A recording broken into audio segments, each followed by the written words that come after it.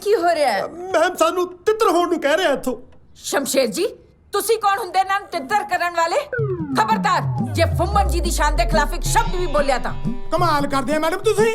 ਉਹ ਸ਼ਬਦਾਂ ਨੂੰ ਅੰਜਾਮ ਦੇਈ ਜਾਣ ਡਿਆ, ਮੈਂ ਇੱਕ ਸ਼ਬਦ ਨਾ ਬੋਲਾਂ। ਮੈਂ ਟੱਟੂ ਦਾ ਮੈਨੇਜਰ ਆ। ਸ਼ਮਸ਼ੇਰ ਜੀ, ਮਾਈਂਡ ਯੂਰ ਲੈਂਗੁਏਜ। ਤੁਹਾਨੂੰ ਪਤਾ ਵੀ ਹੈ ਫੁੰਮਨ ਜੀ ਇੱਥੇ ਕਿਉਂ ਹੈ? ਪਤਾ ਨਹੀਂ। ਕੱਲ ਰਾਤ ਮੈਂ ਪੌੜੀਆਂ ਤੋਂ ਡਿੱਗ ਗਈ ਸੀ, ਮੇਰੇ ਮੂੰਹ 'ਚ ਆ ਗਈ।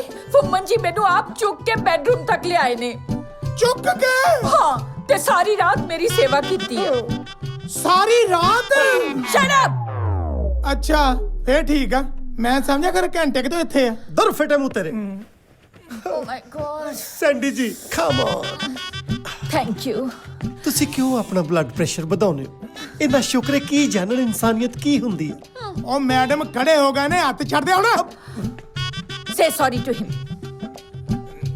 ਸੌਰੀ।